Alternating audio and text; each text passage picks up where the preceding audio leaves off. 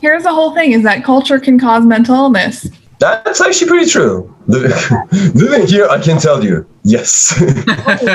Yes. Burn on a country, dude. 100%. They agree. I'll tell you that much. I've had this conversation. I like that point. So it is the culture that killed Romeo and Juliet. Is that what we're saying? That's a thesis statement you just made right Yeah. I would say more than the culture, it's like the family structure, because they're in this feud. Like they're playing Family Feud for 100 years, and they can't get out. That's too many years for Family Feud. And then, like instead of going to Allison for counseling, they just kill themselves. Yeah, like Allison. They should have just went to Allison. Allison, you could have prevented it. Well, sorry, I was born 500 years too late. You're born faster, Allison. 100, 800. It's My watch is a little slow. Yeah. The walk was a little slow. That was the problem. Oh, that's whack. There's a quote that I can't really remember what the quote is, but it's like mental illness or like weird reactions are like not necessarily inherently problematic. They're just an understandable reaction to circumstances that are intolerable. Cool. You know, being 14 years old and having your mom be like, you have to marry this 35-year-old, otherwise our whole family is doomed. And the guy she was supposed to marry, Paris. Actually? Yeah, that was his name, named after Paris from the Iliad. What? Oh my god, he sucks? Yeah. Oh no, he's not even cute. He's cute for his times, I guess, but oh, that's not good, dude. Alright, we gotta be Romeo and Juliet and just like be full on team Juliet, man. Team Juliet. Juliet represent. Hell yeah. Team Juliet. Juliet. I gotta say, this thought about this reminds me, like earlier this week, one of my friends asked me, it's like, oh, if you could live in like an era, which era would you live in? I'm like, bro, now, like no question. It sucked all the way down. Things are just now starting to get better. Imagine being born that time. Whack. Romeo, whack. Juliet, whack. Well, Whack. people always like to envision that they would be like on the top of whatever time period that they're imagining. Right? They're like, this is the image that I have of like what the Renaissance was like, or like what what ancient Greece was like. But realistically, they're like, dude, you're gonna get like syphilis and die in like 5. That's just what's gonna happen. This is what's gonna happen. Shout out to washing machines. You know? washing machines, friend of the podcast. Laundry. Laundry. Cool. Friend of the Let's not just take a Love me podcast some break and laundry. do laundry. Wait, speaking of laundry, give me 2 seconds. I'll be right back. Wow, this is like interactive. Wow. I feel like I'm there Same. in the laundry. You're in the laundry. I got vaccinated today. Wow. That's exciting. I don't know if it's just because your hair is down, Darian, but you look very like movie star right now. Thank you. Like the bigger shoulders and like the long hair. I don't know. It's a whole vibe. The lipstick is like perfect color for you. Thanks. It looks very good. It's all for our fans, basically. I really didn't care that much about Patroclus, but now it's like, yo, Patroclus is bae, bro. Yeah. It doesn't have to be sad, because it can be like he's getting peace, rest time. Bro, he was so happy with Achilles. But he was trapped as a ghost. He wanted to be there forever, dude. He's gonna be, he's like around forever though anyway, because these folks believe in an afterlife. Yeah. I mean, he died proper, right? So that's chill. Yeah, and they like kept his body fine and they're like burying it. Dude, his body was fine, I'll tell you that much. Wow. His body's for sure fine. I was trying to remember if I knew Achilles' last name, but instead I'm remembering the math professor that I had one time whose name was also Achilles, his last name. You had a math professor named Achilles? Yes, I had a math professor whose name was Achilles Sinophacopolis. What? Oh my god, The dude. Greeks. Wow. You had the best of the Greeks, And dude. he was so chill. Honestly. Wow. Dude. Best of the love Bill that. Greeks, dude. Friend of the podcast. Yes. 100%. Represent. What was his name again? Achilles Sinophacopolis. Sinophacopolis. Nicopolis. Professor Sinophacopolis is like platinum Spartacopoulos. to your friend. Yo, honestly, represent. Yeah. Colin's mom bought Moret some lip balm. I have that same lip balm. She gave me the same set. Represent. Little Shakespeare boys. Well, Shakespeare, boy, we couldn't talk I about like it. them. Okay, last Oh, no. attempt. Do I sound any better? You actually sound dandy Yeah. right now. I sound okay, and you can hear me? Yep. I don't know what I did. You sound like peaches and flowers. I'll edit around I me like doing this for 10 minutes while you talk about Kathy. Yeah, this one. Perfect. Can you hear me better? Last week we did the death of Hector. Oh, you missed that. Yeah. Oh! So Achilles whooped Hector's ass, right? Oh yeah. Yeah. Yeah. And also a lot of other people.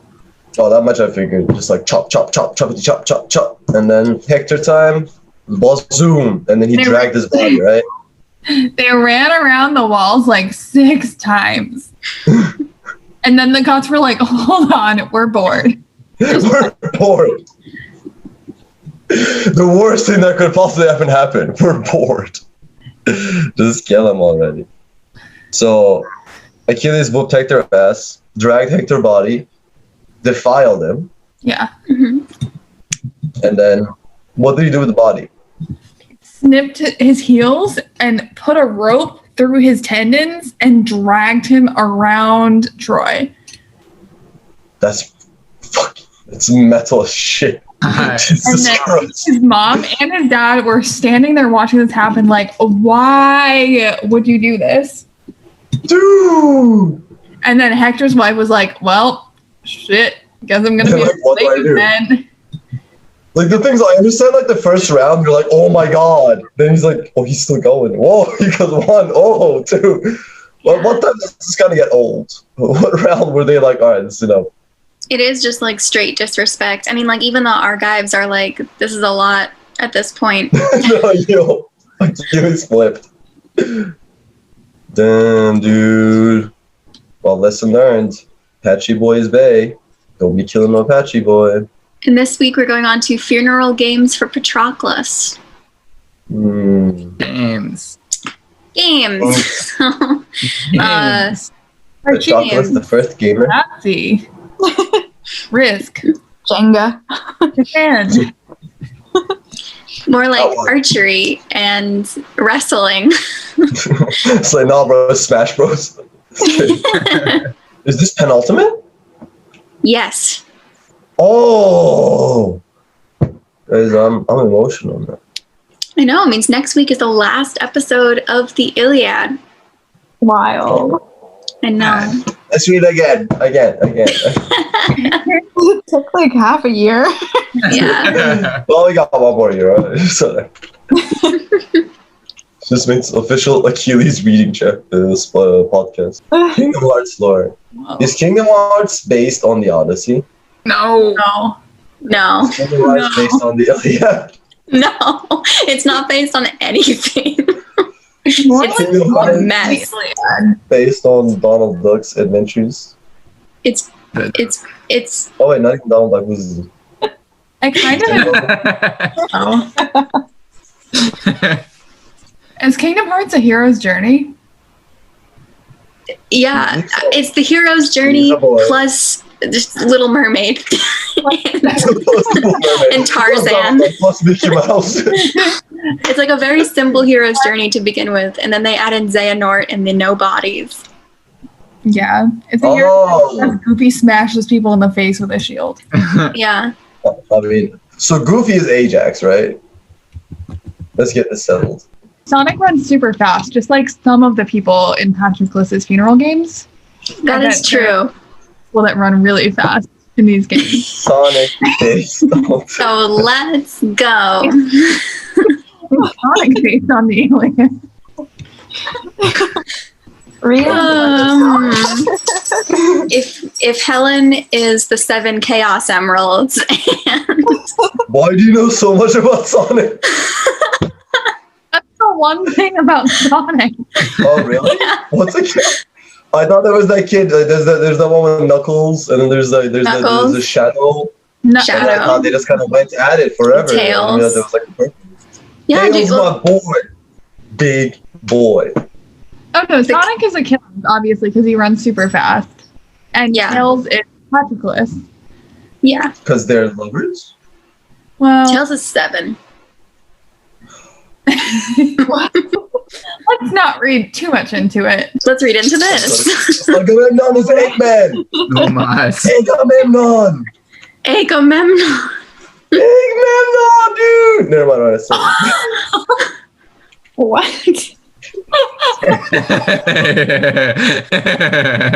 We reached Yes, the I'm truth. immediately back into it. Oh no. We reached the truth. Dr. Bond, I think that Murat, you and I, we need to workshop this later. We're gonna make Sonic Iliad. And it's gonna be Watch out for the next gonna be video. worth all Sonic's based on the Iliad. Yes. Keep Right. posted. So, funeral games for Patroclus. So we're gonna see the sad part of the funeral, and then we're gonna see a bunch of games in which people did the Olympics for a little bit. So they grieved at Troy while Achaea's troops pulled back. Once they reached the warships moored at the Hellespont, the contingent scattered, each man to his own ship. But Achilles still would not dismiss his Myrmidons. He gave his battle-loving comrades strict commands. Charioteers in fast formation, friends to the death. We must not loose our teams from the war carts yet. All in battle order, drive them past Patroclus. A cordage. I don't know that word. A cordage? I don't know what it is. Let me look it up. Cortigi. Cortana. It means a solemn procession, especially for a funeral. Oh, how is it pronounced? We don't pronounce anything right on this show. So. Big points. A cortege will mourn the man with wings and chariots. These are the solemn honors owed the dead. And then, after we've eased our hearts with tears and dirge, we free the teams and all take supper here.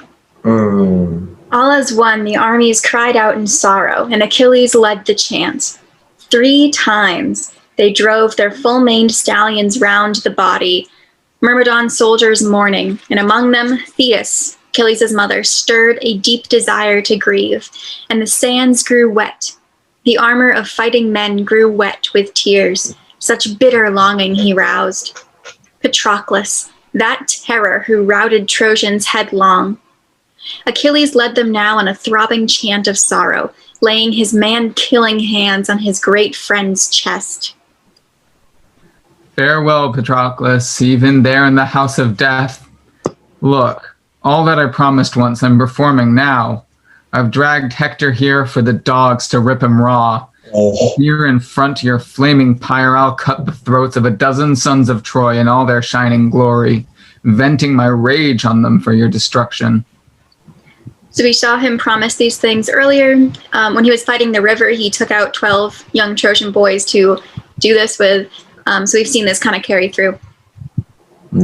So he triumphed, and again he was bent on outrage, on shaming noble Hector, and he flung him down, face down in the dust beside Patroclus's fire. And down to the last unit. I think that one is beer. I looked it up after we stumbled on it before. Beer. Okay. Oh, beer. Patroclus is just chugging. Beer. Next to Patroclus is 6-pack. It's a glass of beer. It's a 6-pack. Farewell 6-pack. Journey's long. And down to the last unit, all eased off their armor, fine burnished bronze, and released their neighing teams, and took their seats by the swift runner Achilles' ship. Myrmidons in their thousands, and he set before them all a handsome funeral feast to meet their heart's desire. And many pale white oxen sank on the iron knife, gasping in slaughter.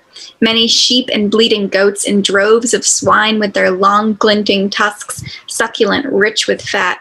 They singed the bristles, splaying the porkers out across Hephaestus' fire, and then poured the blood in cupfuls all around the corpse. But now their commander, swift Achilles, was led away by Achaea's kings, barely able to bring him round, still raging for his friend, to feast with Agamemnon. So they bring Achilles to come feast with his enemy, Agamemnon. Class. As soon as the party reached the warlord's tents, they ordered the clear-voiced heralds straight away to set a large three-legged cauldron over the fire, still in hopes of inducing Peleus' royal son to wash the clotted bloodstains from his body. Oh. So they literally kidnapped Achilles to force him to take a bath. Achilles spurned their offer firmly, even swore an oath. No, no, by Zeus, by the highest, greatest God, it's sacrilege for a single drop to touch my head till I place Patroclus on his pyre and heap his mound and cut my hair for him. For a second grief this harsh will never touch my heart while I'm still among the living. But now let us consent to the feasting that I loathe. And at daybreak, marshal Agamemnon, rouse your troops to fell and haul in timber, and furnish all that's fitting, all the dead man needs for his journey down the western dark. Then, by heaven, the tireless fire can strike his corpse, the sooner to burn Patroclus from our sight. And the men turn back to battle they must wage. So he insisted. They hung on his words, complied, rushed to prepare the meal, and each man feasted well, and no man's hunger lacked a share of the banquet. When they had put aside desire for food and drink, each went his way and slept in his own shelter. But along the shore, as battle lines of breakers crashed and dragged, Achilles lay down now, groaning deep from the heart, near his Myrmidon force, but alone on the open ground, where over and over rollers washed along the shore. No sooner had sleep caught him, dissolving all his grief as mists of refreshing slumber poured around him there. His powerful frame was bone-weary from charging Hector straight and hard to the walls of windswept Troy. Then the ghost of stricken Patroclus drifted up. Oh. He was like the man to the life, every feature, the same tall build and the fine eyes and the voice and the very robes that used to clothe his body. Hovering at his head, the phantom of Patroclus rose and spoke. Sleeping, Achilles? You've forgotten me, my friend. You never neglected me in life, only now in death. Bury me, quickly. Let me pass the gates of Hades. They hold me off at a distance, all the souls, the shades of the burned out, breathless dead. Never to let me cross the river, mingle with them. They leave me to wander up and down, abandoned, lost at the house of death with all embracing gates. Oh, give me your hand, I beg you with my tears. Never, never again shall I return from Hades once you have given me the soothing rites of fire. Never again will you and I, alive and breathing, huddle side by side, apart from royal comrades, making plans together. Never. Grim death. That death assigned from the day that I was born has spread its hateful jaws to take me down. And you too, your fate awaits you too, godlike as you are, Achilles, to die in battle beneath the proud, rich Trojans' walls. But one thing more, a last request. Granted, please. Never bury my bones apart from yours, Achilles. Let them lie together. Just as we grew up together in your house. After Menelaus brought me there from Pois, and only a boy, but banished from bloody murder the day I killed Amphidamas' son. I was a fool. I never meant to kill him, quarreling over a dice game. Then the famous horseman Peleus took me into his halls. He reared me with his kindness, appointed me your aide. So now let a single urn, the gold two-handled urn your noble mother gave you, hold our bones together. Oh. Okay, so there's quite a bit in there we want to talk about. Oh, man. I know you're reading Song of Achilles, Murat. Can you give us the lowdown on Patroclus' backstory? Well, so Patroclus and Achilles. So Patroclus was a prince of sorts. And then his dad just kind of disowned him because he was not a very good prince and he wasn't really holding up his end of keeping appearances. and then sent him away to a camp where I think that's where he was with Peleus, right? Like Pythia, whatever. But he killed someone. He killed a boy. He killed a boy. And he didn't do it nicely either. He did it meanly. All the nice killings that we know of. All the Danny Doozle's killings. This was like one of those like, oof, you killed a boy. And he didn't cover it up right. He didn't justify it right. He just kind of killed a boy. Yeah, And he was 12, like, and it was like more or less an accident. But he was 12 and he killed another 12-year-old, and such a shame. So they sent him away. They banished him, and he ended up with Peleus, who is Achilles' dad. Mm-hmm. Then what? Mm-hmm. And then there they trained together, had Dandy Doozle's Daisy time together. But Achilles was a god from birth, so he was kind of kept separate, while Patroclus was kind of just being bullied at camp constantly. And then one day, Achilles just kind of takes him in, and then they spend good times together. They train together. They meet cool horsemen together. They meet half horsemen, half human men together. They do dandy doozle things. Really, really pleasant time. So many pleasant things. Yeah, dandy doodles. That's what they do. So the last thing, that's all very nice. They do. They grow up together. So the last thing here is this urn that he mentions. This is the same urn that Achilles used to pray with when he first sent Patroclus out to battle, and he did libations with it. Yeah. Spoilers, Christina. Okay. So he did. Sorry, God. Okay, so it's a couple weeks ago. We read it here. Sorry. A couple weeks ago, I had read the other one. Now I'm literally missing the other one. Either way. Okay. So now Patroclus is going to be buried in the urn, his bones anyway. And then eventually Achilles' bones will be mixed in with his, and they will be together for all of eternity. So sweet, so sad. Buried together on the beach of Troy. So that's his last request, is that they be buried together. That was his last request. That was his only request ever in life. The whole book is like, I want to be together as long as you let me. Now they're forever together. He's like, oh my God. Sorry.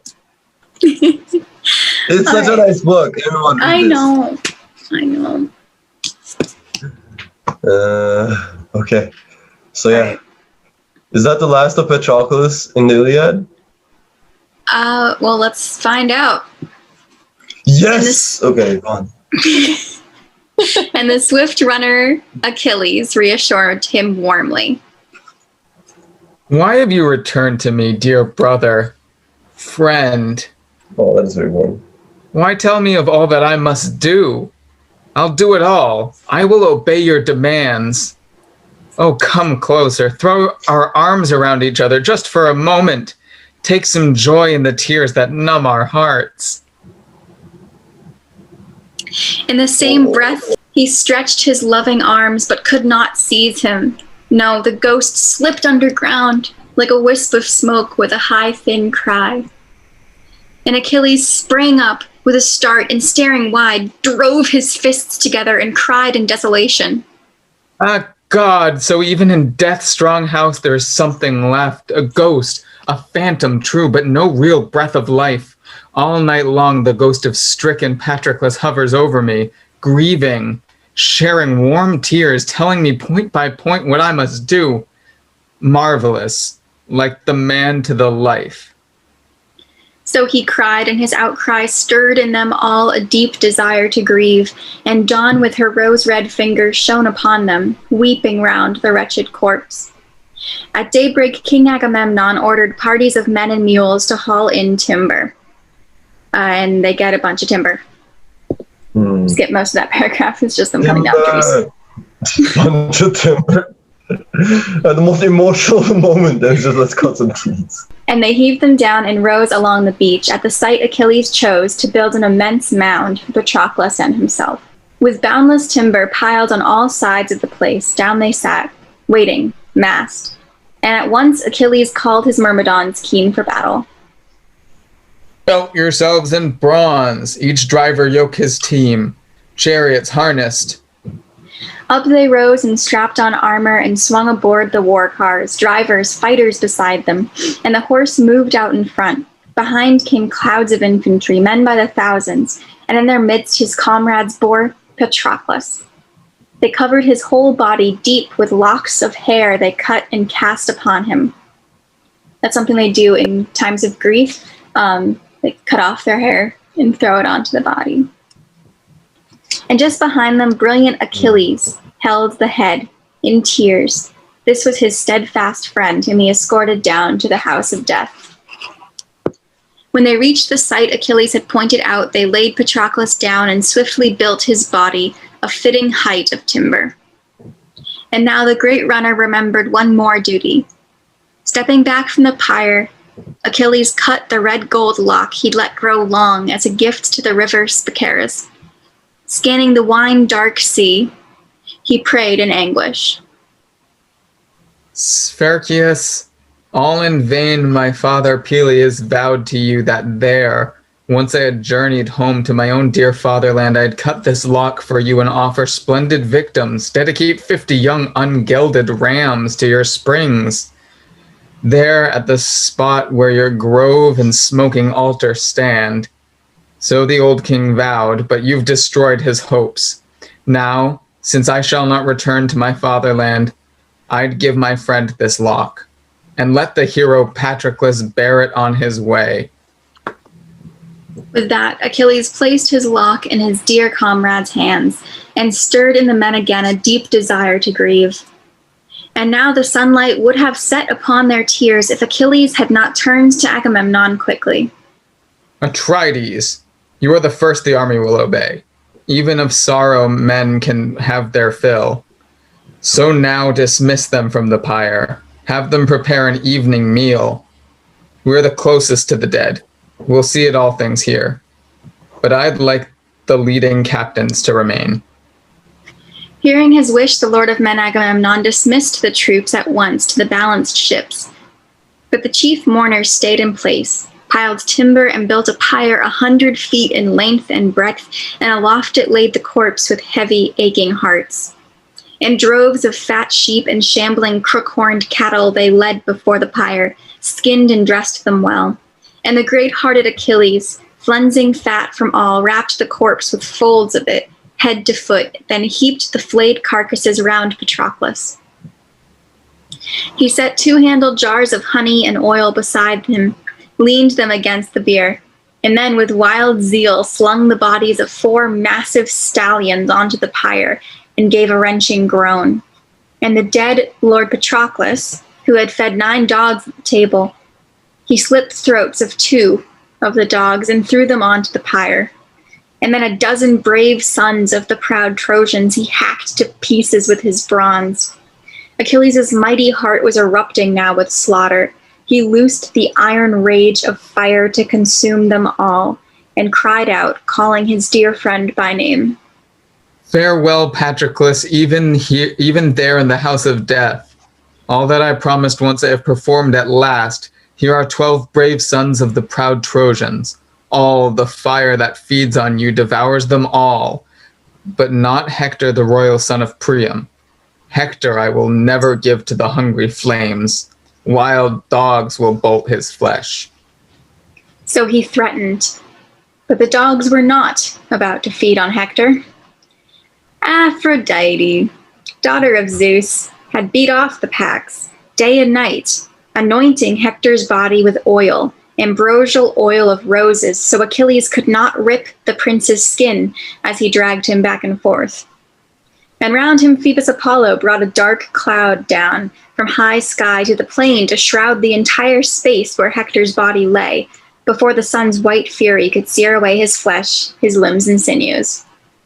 So again, the gods are involving themselves with the Trojans, especially Aphrodite and Apollo. So that's why Hector is not decomposing or getting roughed up, despite the fact that Achilles has dragged him behind his stallion-driven chariot and so on. So he's still looking fine. He's looking fine. So then we have this interlude where the fire isn't catching as quickly as Achilles would like, so he prays to the wind, and then the wind helps him out. We can skip that. All night long they hurled the flames, massed on the pyre, blast on screaming blast.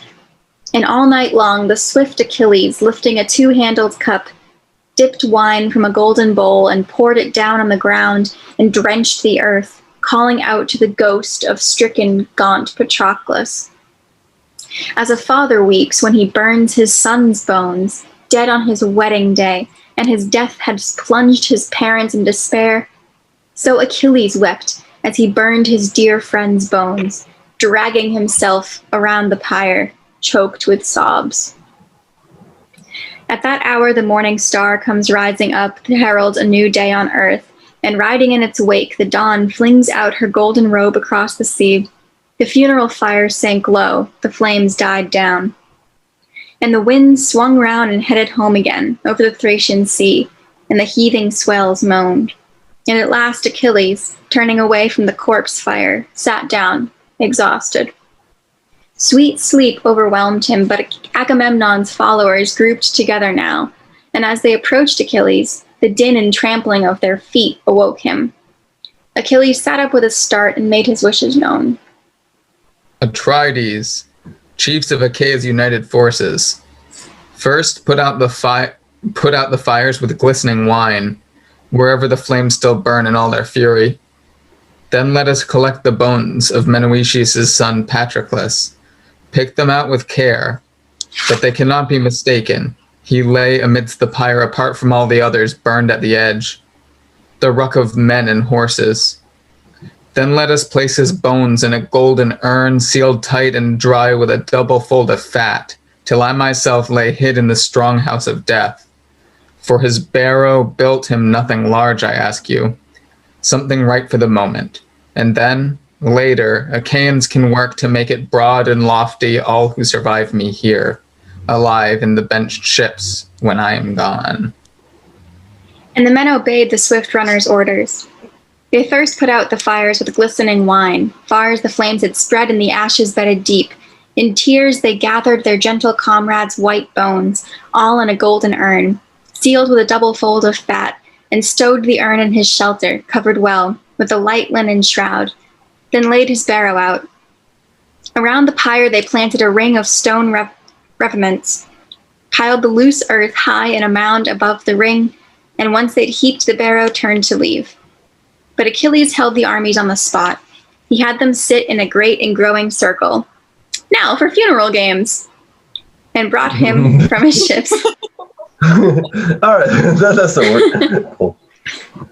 And he brought out from his ships the trophies for the contests, cauldrons and tripods, stallions and mules and cattle with massive heads, women sashed and lovely in gleaming gray iron. First, for the fastest charioteers, he set out glittering prizes. A woman to lead away, flawless, skilled in crafts, and a 2-eared tripod, 22 measures deep. All that for the first prize. Then for the runner-up, he brought forth a mare, unbroken, 6 years old, with a mule foal in her womb.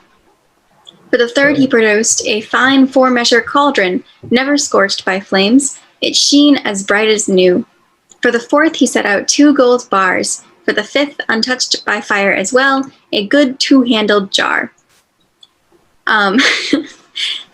So, first of all, I'd like to point out that consolation prizes and everybody gets a trophy is not something of the millennial era, because Achilles gives a prize to everybody, even the person who comes in dead 5th last. Everyone gets a prize. Wow, that was lovely. And they're all lovely prizes. Men aren't as able to pick up rocks anymore. That's why. Here, and then stop being able to lift rocks the way that Hector could. Oh my goodness. Right? Oh man. Just ruined the generation. It's not a very serious thing. It's just like something to distract everybody from mourning. That does not stop people like Odysseus and Diomedes from using the gods to win these funeral games. Wow, that's just so petty. That's so petty. Yeah. Odysseus would pray to Athena to win Monopoly, so it's like That's what it is. But Well, that's just a good thing. It's seen as a positive thing too. It's not like these men are constantly praying to the gods, like "Help me win, please," and like they're Stop cheating. like, on babies. It's like these are the best men because the gods love them and help them win all the games. I Yeah. gotta say, they're just babies. These Yeah. are babies. It is weird though. It's like they're good because they won, not because they. I don't know. They're good because gods love them. They happened to win. They were like chosen by the gods to win, not because of any necessary fault of their own. I don't know. well, they actually talk about that when we finish the chariot race. So Oh, good. that comes up. Cool. I call it cheating. Let's talk about privilege. Yeah, it's not about privilege. But first, the Olympics. Yes. Hmm. So he rose up tall and challenged all the Argives. Atrides, Achaeans at arms. Let the games begin. The trophies lie afield. They await the charioteers. If we held our games now in another hero's honor, surely I'd walk off to my tent with first prize. Oh, wow. You know how my team outstrips all other speed. Immortal horses they are. Poseidon gave them himself to my father Peleus. Peleus passed them on to me, but I and our fast stallions will not race today. So strong his fame, the charioteer they've lost. So kind, always washing them down with fresh water, sleeking their long manes with smooth olive oil. No wonder they stand here mourning. Look, trailing those very manes along the ground. They both refuse to move, saddled down with grief. But all the rest of you, come, all Achaeans in camp who trust to your teams and bolted chariots, take your places now.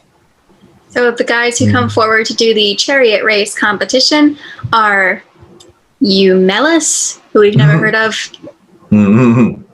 Diomedes, who we love, Menelaus, who's, again, the reason we're all here. Menelaus is using his own racer, Brightfoot, and Agamemnon's Blaze. Those are the two horses he has. Nice. Right foot and Blaze. Yeah. Those are great names. It's Great names. And the last one is Antilochus, who is one of Nestor's many sons. Nestor's back. Nestor's back, and he talks for a long time. Oh, no. No, Nestor. Nestor's gotta He's go. back. Yeah. So I'm gonna skip us through a bit. So they're going. They draw lots to see who gets the inside track. Indeed, Antilochus gets the inside track, and they're racing. The cars shot on, now jouncing along the earth that rears us all, now bounding clear in the air, but the drivers kept erect in the lurching cars, and the heart of each man raced, straining for victory. Each man yelled at his pair as they flew across the plain in a whirl of dust. But just out of the turn, starting the home stretch back to the sunlit sea, the horses lunged, each driver showed his form. The whole field went racing, full tilt, and at once the fast mares of Menelaus surged far out in front. And after him came Diomedes' team, Tros' stallions, hardly a length behind now, closing at each stride.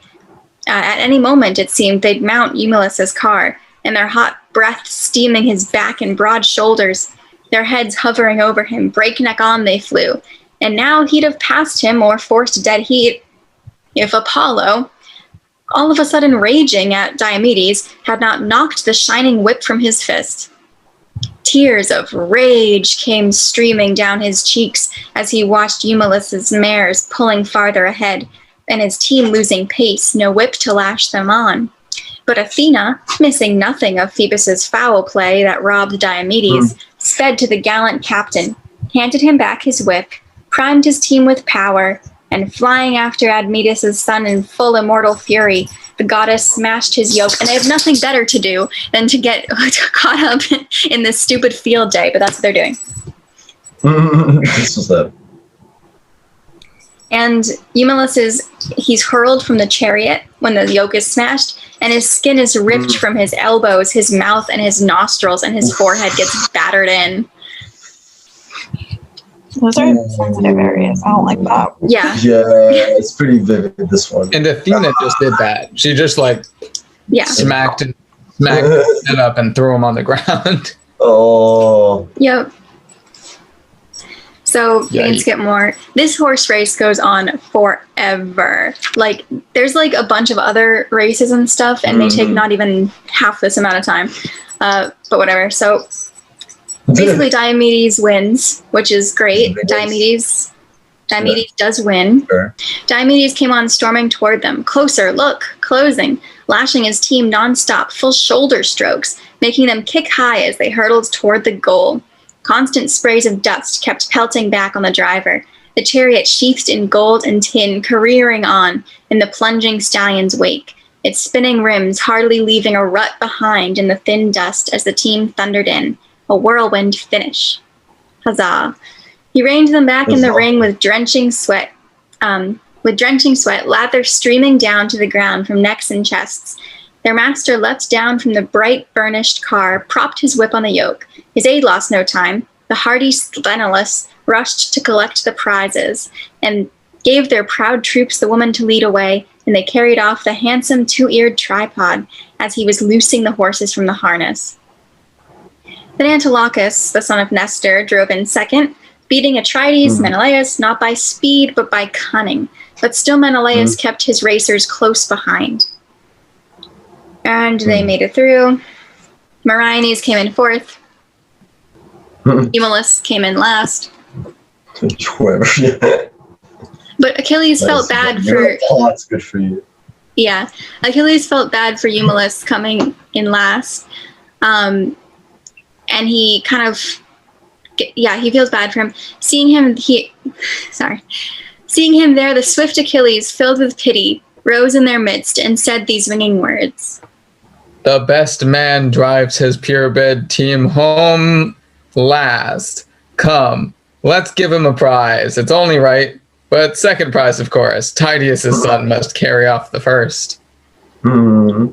So he decides, he came in fifth, but he should get the second place prize because he's so good. The best, so give him second prize. Nestor's son sucks anyways. He doesn't deserve it. Imagine being the one who came in second and you're like, Bro, I'd be tight. Hold on. Imagine living your whole life as Nestor's son, and then you come in this race, and then you're like, It's like, finally I made it. And then yeah, you're finally going to get the approval of your long-winded old dad. And then, no. Well, let's hear what he has to say about it. No, So he Nestor, said- don't talk. Not Nestor. No, not Nestor. Oh, thank Nestor's God. son. Oh, good. So he said, and the armies called assent to what he urged. And now, spurred by his comrades' quick approval, Achilles was just about to give the man the mare, when Antilochus, the son of magnanimous old Nestor, leapt to his feet and lodged a formal protest. Achilles, I'll be furious if you carry out that plan. Fair. Do you really mean to strip me of my prize? So concerned that his team and car were wrecked, and the fellow too, for all his racing skills? Why, he should have prayed to the deathless gods. Then he would never have finished last of all. You pity the man? You're fond of him, are you? You have hoards of gold in your tents, bronze, sheep, serving girls by the score, and purebred racers too. Pick some bigger trophy out of the whole lot and hand it on to the man, but do it later, or now at once, and win your troops' applause. I won't give up the mare. The one who wants her, step this way and try. He'll have to fight me for her with his fists. Jesus Christ. So this person has just insulted Achilles on the day of his lover's funeral in front of everyone. How is Achilles? Yeah, how's Achilles going to react with his rage? The I think rage. he's gonna think it pretty cool. Have a chat with him, have some tea, just like talk it over. So he flared up, and the swift runner Achilles smiled, delighting in Antilochus. He liked the man immensely. He answered him warmly, winged words. Antilochus, you want me to fetch an extra gift from my tents, a consolation prize for Eumelus? I'm glad to do it. I'll give him the breastplate I took from Astriopius. It's solid bronze with a glittering overlay of tin. Rings on rings. A gift he'll value highly. So instead of the rage we expect, he agrees and just goes in and gets a different prize. He asked Automedon, ready aid, to bring the breastplate from his tents. He went and brought it, handed it to Menelaus. The man received it gladly. Yeah. So this is a bit of character growth from Achilles. So the rage is no longer there. The anger is no longer there. And it seems quite positive. It is indeed quite positive, but the sudden character shift combined with giving away a bunch of your personal possessions is Not good. not good. Yeah. Why is that? That's bad. The He does go to warning signs of suicide. It does seem like a bit of a give up situation. I mean, he knows the prophecy, right? He knows his own prophecy. Mm-hmm.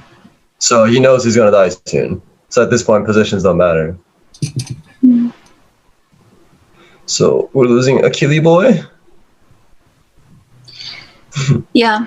And he does know the prophecy, and that is fair. But there's a difference between fighting for your life despite the prophecy and giving up.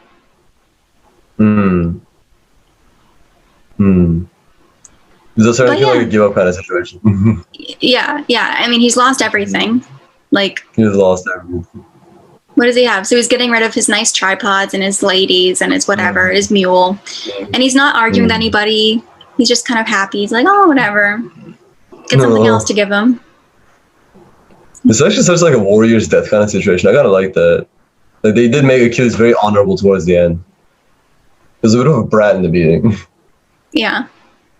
I mean, he's still holding Hector's battered body hostage. So there's that. That's not gonna go away. yeah, but he's on his way. But now Menelaus rose, his heart smoldering, still holding a stubborn grudge against Antiochus. A crier put a staff in his hands and called for silence, and with all his royal weight, Menelaus thundered. Antiochus, you used to have good sense. Now see what you've done. Disgraced my horsemanship, you fouled my horses. Cutting before me, you with your far slower team. Quickly, lords of the Argives, all my captains, judge between us impartially, no favoritism, so none of our bronze-armed men can ever say, only with lies did Atreides beat Antiochus out and walk off with the mare. His team was far slower, but the king's own rank and power took the prize. Wait, I'll settle things myself. I have no fear that any Achaean will accuse me. I'll be fair. Come over here, Antiochus, royal prince. This is the old custom. Come, stand in front of your team and chariot. Grasp the coiling whip that lashed them home, lay your hand on their manes, and swear by the mighty God who grips and shakes the earth you never blocked my chariot, not by deliberate foul. Antiochus came to his senses and backed off quickly. No more, please. I am much younger than you are, Lord Menelaus. You're my senior, you, the greater man. Well, you know how the whims of youth break all the rules. Our wits quicker than wind, our judgment just as flighty. Bear with me now. I'll give you this mare I won, of my own accord, and any finer trophy you'd ask from my own stores, I'd volunteer at once. Gladly, Atreides, my royal king, anything, but fall from your favor all my days to come, and swear a false oath in the lords of every god. and swear a false oath in the eyes of every god. The Lord of gods. I don't know why lords just kept coming to my mouth. I like that, dude. So despite Achilles' change of character, giving away his possessions, very chill attitude, possibly coming from him having suicidal ideations, it's rubbing off on everyone else. Like, now Antiochus is being like, okay, you're right.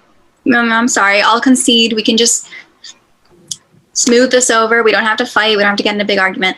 So Achilles is having like a positive impact on the rest of the people in the army, which is wild. He's a good role model. Everyone looks up to Achilles. Right. When he's raging, everyone's raging. And when he's calm, everyone is like, oh, I can be calm too. I could chill. If I could.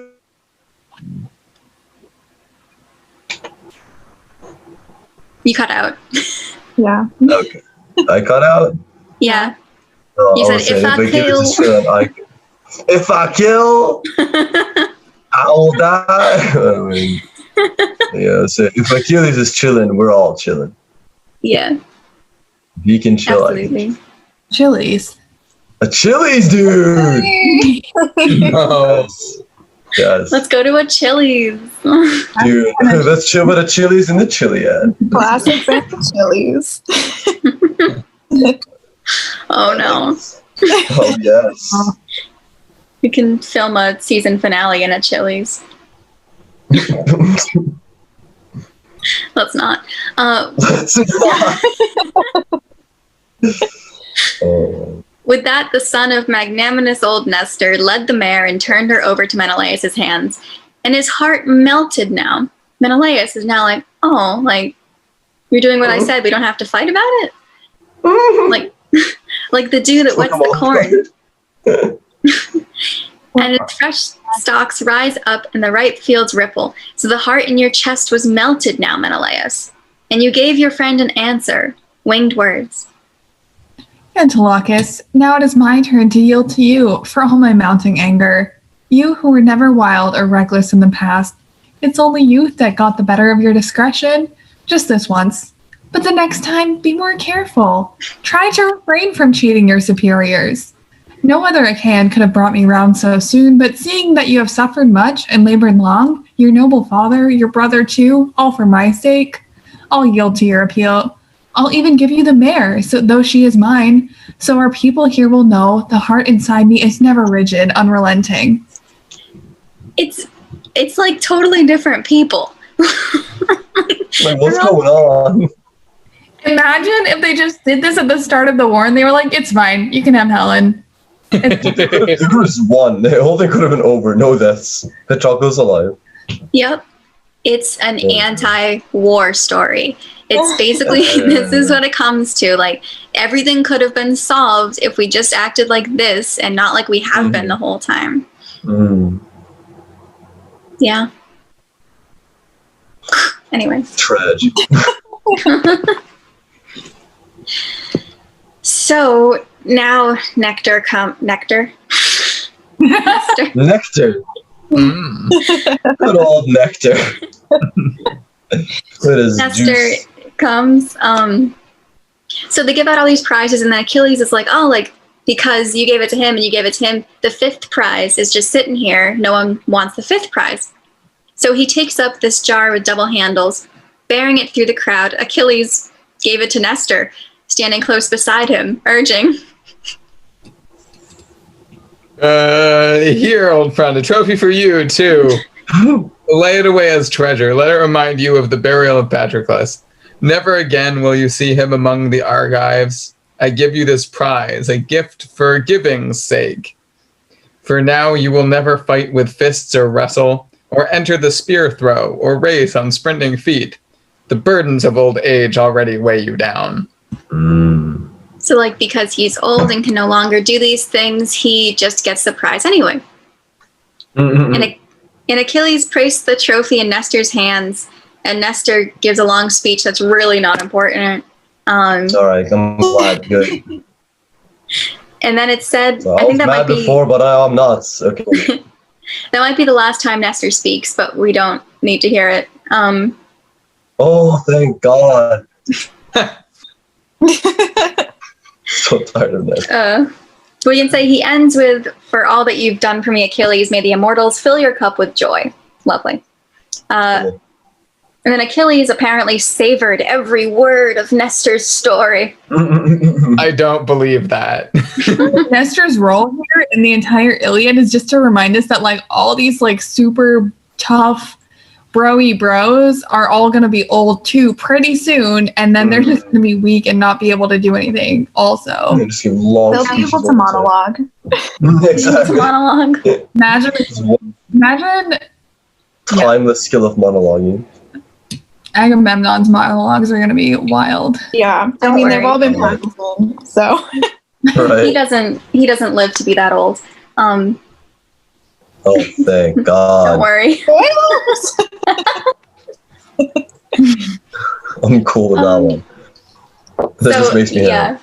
Nestor's like half a old men don't know when to shut up joke, and then like half a, you guys are cool, but like I fought with Hercules, so like you're not even as cool as you think you are. Like this is all stupid, and it's just like it's like so an in the grand scheme of things sort of thing, just like to remind you that this is all like a war over something really dumb and small, and the world is bigger than like sort of thing. Just like war. He's just like, look at all these cool things I did, and now I'm old and annoying, and everybody makes fun of me. And like, you're gonna be there too one day. Mm-hmm.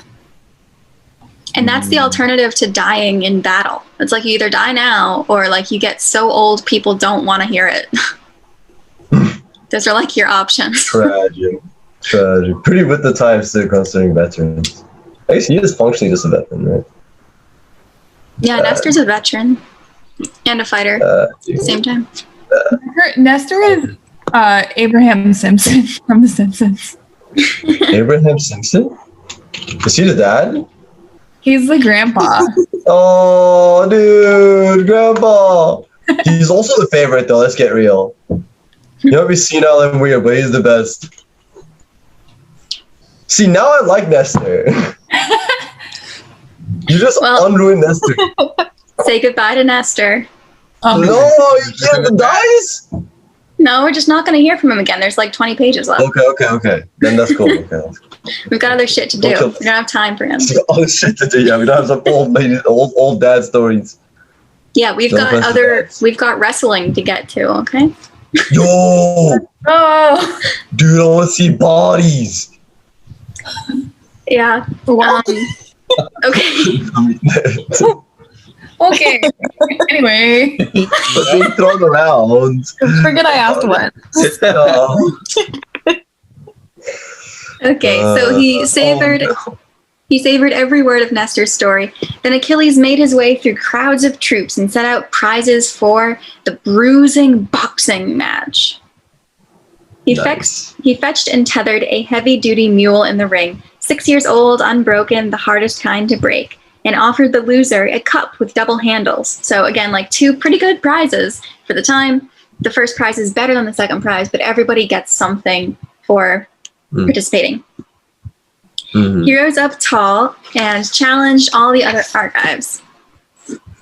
Sons of Atreus, all you Achaean men at arms, we invite 2 men, our best, to compete for these. Put up your fists, fight for what you're worth. The man that Apollo helps outlast the other. Clearly witnessed here by Achaea's armies, he takes this beast of burden back to his tent, but the one he beats can have the 2-eared cup. Right, so these 2 guys called Epeius and Euryalus, he's probably not Euryalus, Euryalus, fight. Epeius jumps up and he puts a hand on the mule and is just like, oh, this is mine, come and get it if you think you can beat me. And then Euryalus is like, all right, because Euryalus, back when Oedipus died, because this is just like a big Marvel Universe connection. Oh, man. Or Euryalus, just Greece. Yeah, Euryalus won a bunch of stuff at Oedipus's funeral games. So he's like, don't worry, I can do this because I already won a bunch of stuff with Oedipus. So they start fighting. Both champions, belted tight, stepped into the ring, squared off at each other, and let loose, trading jabs with their clenched fists, then slugged it out. Flurries of jolting punches, terrific grinding of jaws, sweat rivering, bodies glistening. There's your bodies. Bodies. Suddenly, Euryalus glanced for an opening, dropped his guard, and Epeius hurled his smashing roundhouse hook to the head, a knockout blow. And he collapses. And that's it. Then Achilles displayed before the troops the prizes set for the third event, the grueling wrestling match. The 2 that decide to go wrestling are Ajax, the larger, and Odysseus. What? Odysseus, you're tripping, dude. Well, That's a good idea. Ajax is large, but Odysseus is an expert at every subtle, cunning hold. Yeah, but like Ajax is like full. Dude. Well, let's see Okay. what happens. Okay.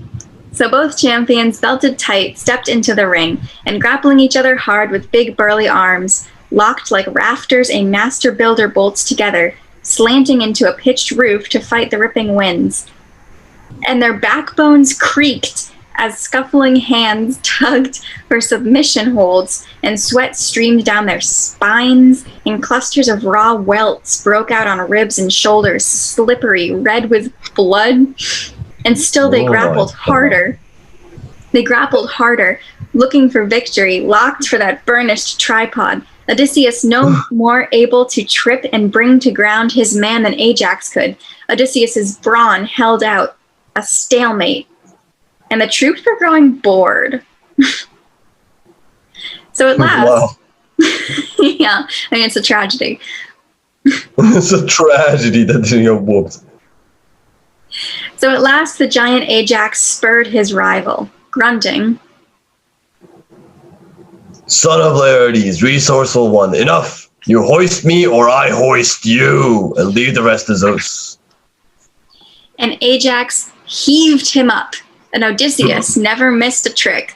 He kicked him behind the knee, clipping the hollow, cut his legs from under him, knocked him backward, pinned, as Odysseus flung himself across his chest. That roused the crowd. They leaned to look and marveled. The next throw now, long enduring Odysseus' turn, he tried to hoist great Ajax, budged him a little off the ground, true, but he could not heave him clear.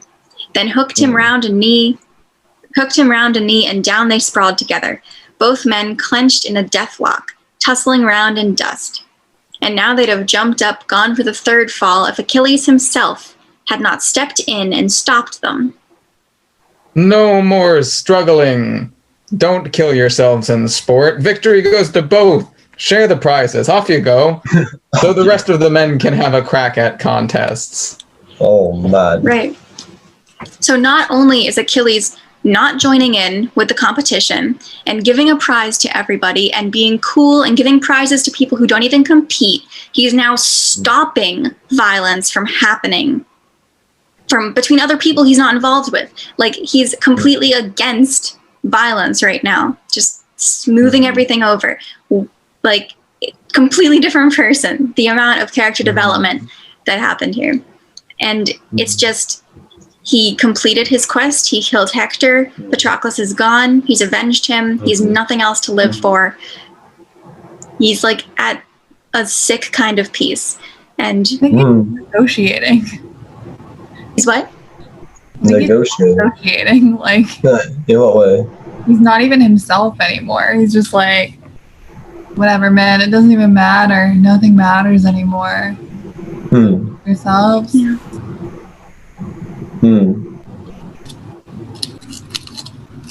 Yeah. So, Andrew, wait. So when you say nothing matters anymore, in what way is he negotiating? Dissociating. Oh, dissociating. I heard negotiating. I was like, what is he negotiating? It's like, I give you 2 prizes, I give you 3 prizes. I say dissociating. That would kind of make sense, though, because, like, I guess it's one of those things.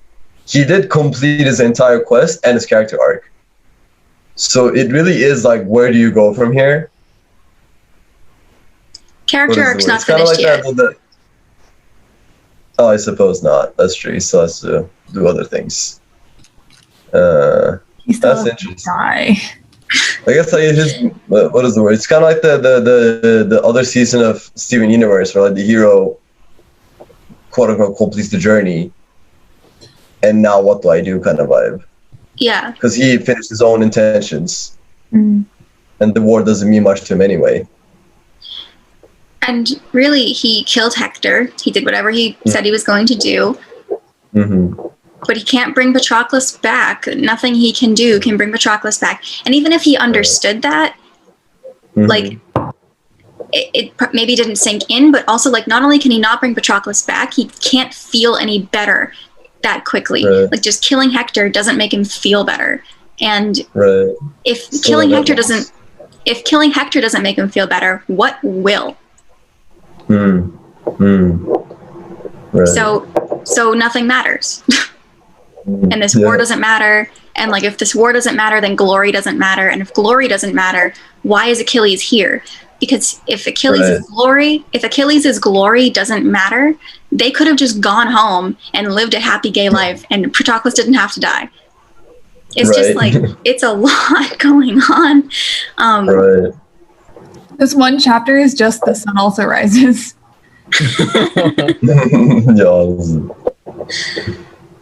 Yeah. It actually is phenomenal. Just like, this is something that a lot of superhero movies completely missed out on.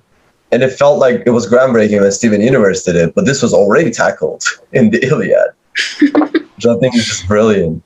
Classics. Classics, dude. Holy shit.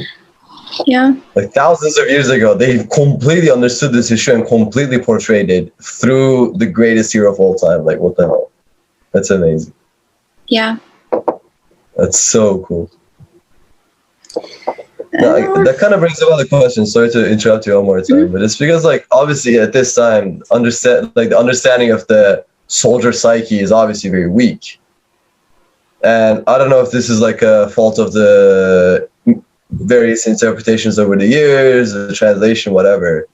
But this is a very common human issue that they really did touch upon. Like, is Greek writing usually considering this level of character depth, like in Odyssey and everything? Yeah.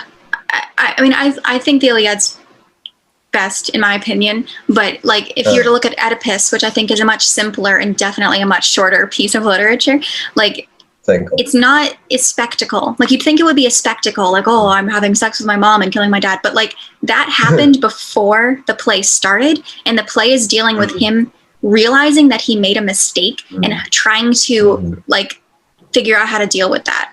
And, like, he ends up doing some Achilles-like stuff. Like, he takes this big violent action and realizes it doesn't solve anything. It's kind of a similar story. And it's like, how do you make up for something that you didn't know you did wrong, but you can't take back? Like, Jesus Christ. Yeah. Just learn to live with it, or this happens. Achilles happens. This is amazing. Yeah. And this is good. And like Medea, Medea is a play about a woman who her husband cheated on her. And I think some other stuff too. But her solution, like, the only power she has as a woman is over herself and her children. And her solution is to, like, the only way she can possibly hurt her husband the way that he hurt her is to kill her children, which she does, and then runs away to the gods. And then it's like that eternity of that guilt.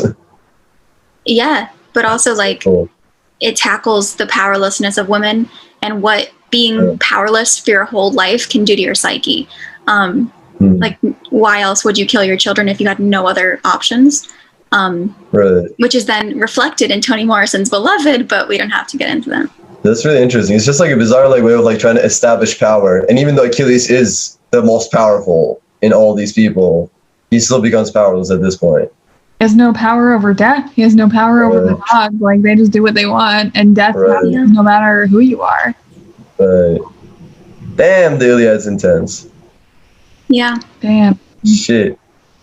And like, on top of all of that, like, it's a family story, because the kids who are in the audience, because you'd bring your kids, it's like a whole, you know, it's like a circus. The kids are like, oh, they're wrestling and having horse rides. And the adults are like, oh my God. Like, oh my God. They're just having breakdowns, low-key. Yeah. I like to think of it as, I mean, Shakespeare did similar things too, but like a Disney movie, like, or like Finding Nemo, where the kids are like fishies and the adults are like losing my child, you know? Right. But they all saw the same film. It's just what you take out of it. Like, it's a universal kind of story. That's just brilliant. And I feel like Iliad really does tackle both those so well. It's got, like, that level of excitement to keep everyone entertained. And the characters, except for obviously a couple of characters, some characters really do provide that, like, satisfaction. Damn, they really need to redo Troy. Troy did not do this justice. I That know. movie's trash. Jesus Christ. Rapid might be hot, but the movie's trash. Damn it. Oh, can't wait to rip apart Troy. So next up is a foot race. So Achilles brings out some prizes. The first one is a mixing bowl that Patroclus used to use, which is a further hint to the fact that Achilles doesn't expect to be around much longer, giving away Patroclus's things as well. So the smaller Ajax comes out to race. Odysseus, even though he's like bleeding from the spine, decides to race as well. Antilochus is back, and they race. And Odysseus, because he's just very fair, decides to pray to Athena to help him out. Odysseus prayed in his heart to blazing-eyed Athena, "Hear me, goddess, help me, hurry, urge me on." So Odysseus prayed, and Athena heard his prayer, put spring in his limbs, his feet, his fighting hands, and just as the whole field came lunging in for the trophy, Ajax slipped at a dead run. Athena tripped him up, right where the dung lay slick from bellowing cattle. That's just not cool. I really love how in this book they're like, oh, well, he just slipped on some poop, but we love this man, so we're going to make it seem like the gods did it. The gods made him slip on the poop. He's not. Exactly. He totally would have seen the poop. Like, you can explain away anything. Yeah. Exactly. You can. I mean, like, it's why gods, well, not to be like, this is why they exist, but like in humanity, like that's why, like gods exist to explain what we can't explain, right? So it's like, oh, why did this have to happen to me? It's like, oh, the gods, easy. Oh, yeah, cool, right on. Ajax is still perfect, don't worry about it. Ajax does not make mistakes. It's just like the gods. It's so like immature and weak, especially when like they were fighting earlier and Achilles was like, oh, well, I was just like really mad because the gods made me really mad. And Agamemnon was like, I was just a jerk because the gods made me a jerk. It's like, no, own your stuff. Like, own exactly. your flaws. You just have issues. We can deal with this, but you gotta accept it. Yeah. But that's how they are. No, that's how they are. It's fine. They're boys. Yeah. Boys, we boys. Even though it's still very relevant, that exact problem is still very relevant. They're just lads. It's fine. They're just lads. So he not only slipped in cow poop, he slipped in the poop of the cows that Achilles had killed on the funeral pyre. So poop of like a dead animal that just like expelled all of what was inside of it. So it's like bad stuff. This is just the bad stuff. This is the bottom shelf poop. Now, he slipped in that dung, and dung stuffed his mouth. His nostrils dripped muck as shining, long, enduring Odysseus flashed past him to come in first by far and carry off his cup. While Ajax took the ox, the racer in all his glory just stood there, clutching one of the beast's horns, spitting out the dung and sputtering to his comrades. No one wants to be poop boy Ajax. Foul, by heaven! The goddess fouled my finish! Always beside Odysseus, just like the man's mother, rushing to put his rivals in the dust. They all roared with laughter at his expense. But Allison, I like it even better now because it's not Homer being like, but we like him, so it's fine. It's him getting on and being like, I didn't trip on poop. The gods tripped me. Was it Tina tripped me in the poop? Because that's what Agamemnon did also. He was like, oh, the gods made me be really angry at you and not give you all these spoils of war. It was their fault. I would never do that. I would never do that. I'm a dandy person. We could do a bit of an analysis on that because Zeus, as far as I remember, did not interfere with Agamemnon's anger, whereas here we get textual proof that Athena did interfere with Ajax slipping. So it's like, I think while the gods, again, in this universe, do interfere with humanity, sometimes I think the men do just blame them because they don't want to take ownership of what they did. And I think that looking into like when that happens and who is doing that would be like really interesting, actually. Oh yeah. It's like you walk by somebody and they drop like a glass that they're carrying. You're like, you made me drop my glass. And you're like, I was 6 feet away from you. I was 6 feet away from you. But it's also It was you. it's also interesting because it's like a plot point whenever somebody can recognize or see the gods. Like it's also usually mentioned. So in this case, Athena did trip him, and he also was like, Athena definitely tripped me, but he doesn't know actually for sure. So he's still frontman, but it's true in this case. And Agamemnon also made that assumption, but it wasn't true in that case. But there's like another case, like what if somebody owned their screw up and it was actually just a god messing with them? Right. That's true. Right. There's no way they would have known because like apparently only heroes can occasionally see gods when the gods let them. Right. So it's like, well, I don't need to own anything because like the gods are probably going to mess with me at some point, and also I'm probably only going to live to 30. Yeah. I don't need to grow as a person. Yeah. And it's kind of interesting. It's kind of almost like using gods as like a means to an end, even though gods do control virtually everything. At that point, you're just using the god for your own purposes to either save face or whatever, which I think is kind of cool. Yeah, I think it might be comparable to like blaming alcohol for doing something. And it's like, yeah, I mean, maybe you wouldn't have done that if you weren't drunk, but also like you chose to get drunk and you still chose to do that thing, you know? And you're it's like shit, like doesn't matter. Yeah. You can't really the gods blame. are alcohol. Yeah. I mean, What if all gods are different types of speed? Never mind. All right, I'm not getting to this fan theory. I'm completely stopping this right here. Wow. So they all laughed. They all laughed at poor poop boy, and Antilochus came in last and carried off his prize. Hey, shats. With a broad smile and a joke to his comrades. I'll tell you something you've always known, my friends. Down to this very day, the gods prefer old-timers. Look at Ajax now, with only a few years on me. But Odysseus, why, he's out of the Dark Ages, one of the old relics. But green old age, they say. No mean feat to beat him out in a race, for all but our Achilles. So he gives this like small, not even really flattery, just like a true ass fact. And Achilles is so flattered by that. He's like, bantering so, but the flattered swift Achilles and the matchless runner paid him back in kind. Antilochus, how can I let your praise go unrewarded? Here's more gold, a half bar more in the bargain. Here's more gold, yeah. Have some gold. Nice words, here you are. Yeah. I like what you said, here's some money. More alarming than Achilles' weird good mood on what should be the worst day of his life is the fact that none of his friends seem to notice or say anything about it. They're like, oh, this is great now, cool. Totally characteristic. Classic Achilles. Totally giving away gold. Mental health awareness, it was needed. Yo, honestly. Fair. I don't know if they were actually friends because Achilles spent half of this story just sulking in his ship, and then the other half just slaughtering everybody. That is true. That's true, actually.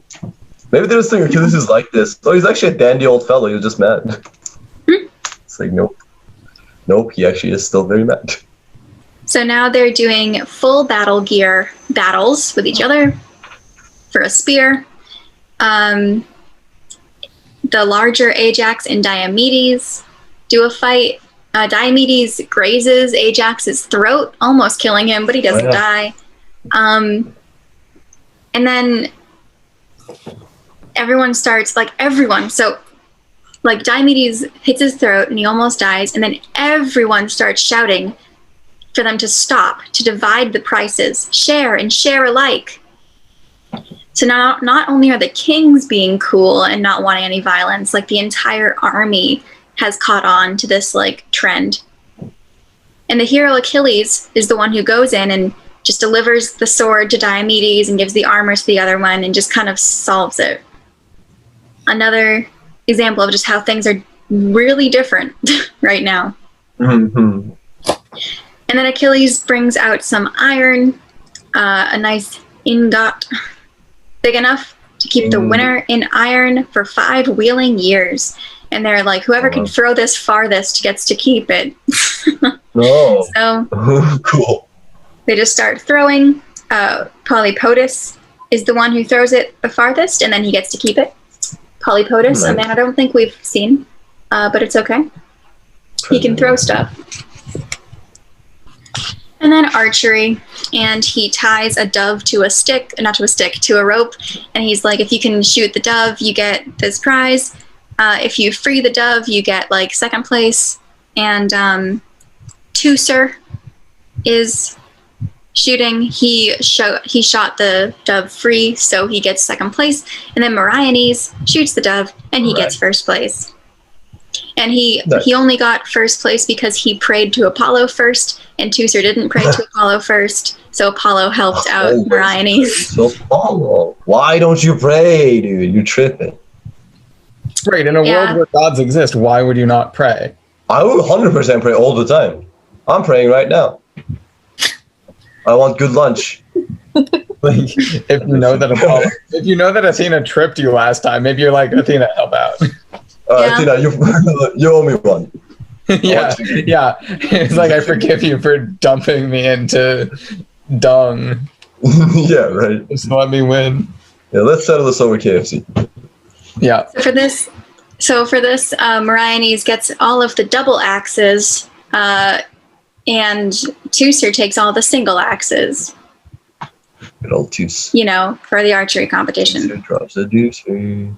And then they do a spear throwing contest. Agamemnon goes up. Agamemnon just walks up. He's like, yeah, I'll do the spear throwing contest. But then, at 587, the swift runner Achilles interceded at once. Atrides, well, we know how far you excel us all. No one can match your strength at throwing spears. You are the best by far. Take 1st prize and return to your hollow ship while we award this spear to the fighter Meriones, if that would please your heart. That's what I propose. Nice. So Meriones is the one who came up to go against Agamemnon, and Achilles is like, look, we don't even have to see how this battle will shake out. We know Agamemnon's going to win, so we'll just give him 1st prize, and then you can have this spear. We don't even need the battle at all.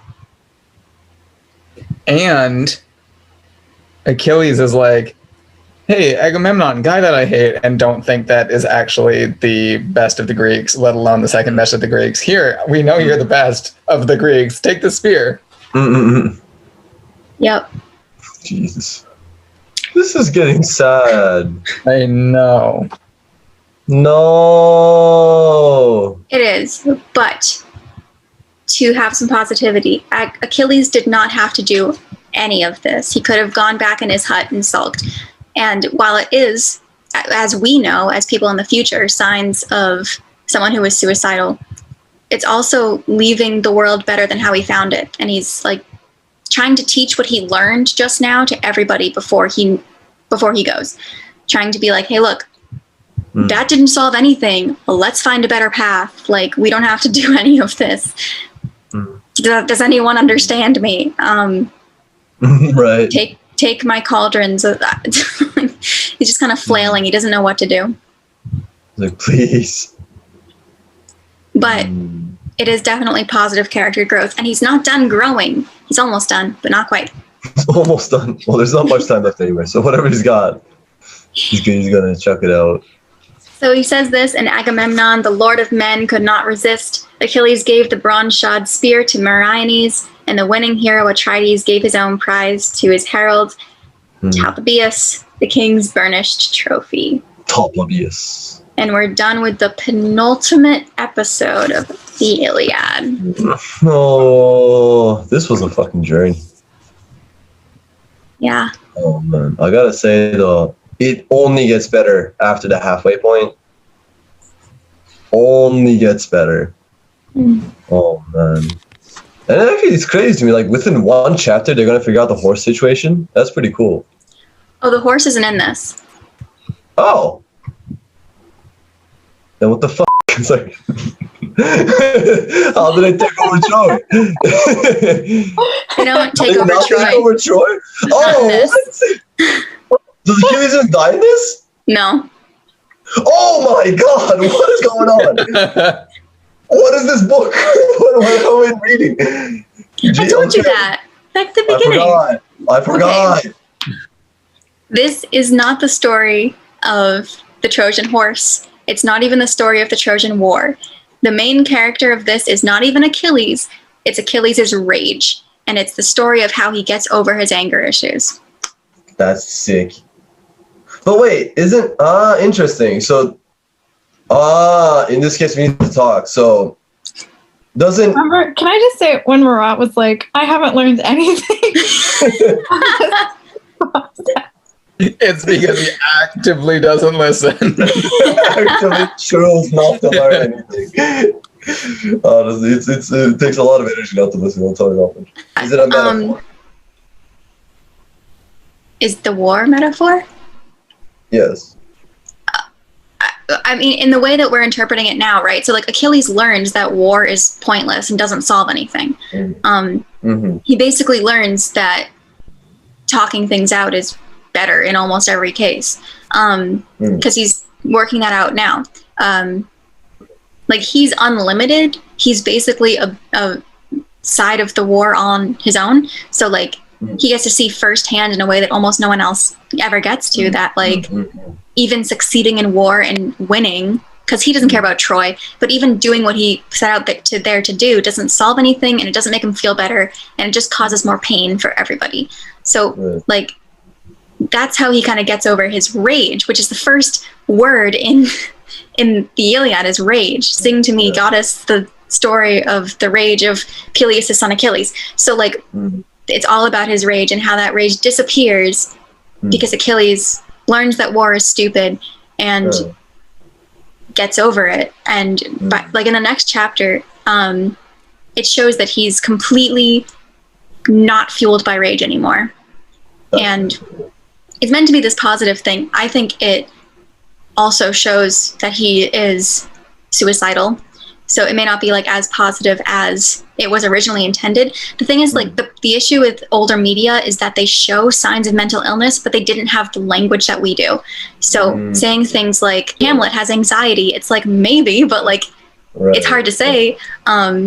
It's hard to apply the same standards of now to then. Yeah, and it comes through because people have always shown suicidal ideation, like suicidal tendencies, the same way. It's just they didn't have the same definitions that we do. So, like, I think that we can see that in Achilles. Whether it was intended, I don't know.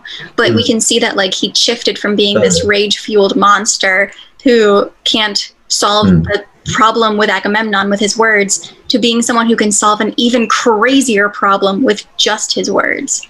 Right. So that's really cool. Because I guess, like, human experience hasn't really changed that much ever since then. Yeah. It is kind of cool to see this interpretation still be very functional, even though the language isn't there. And, you know, even by the end of the next chapter, it's only 3 or 4 days since Patroclus died, so we can't really expect him to get over that so quickly. It's more so like he has he has a shift in mindset. He's still grieving, but he's grown as a person. As for other works, I'm sure I don't know if I can name some right now, but there's a lot of stories where like, there's thoughts that Macbeth has PTSD from his time in war. Fair. And we brought up Macbeth last time too, but I mean, the thing is, Macbeth makes sense because, like, there was a word for PTSD around that time. Like, Gaelic warriors had a word for it. Yeah.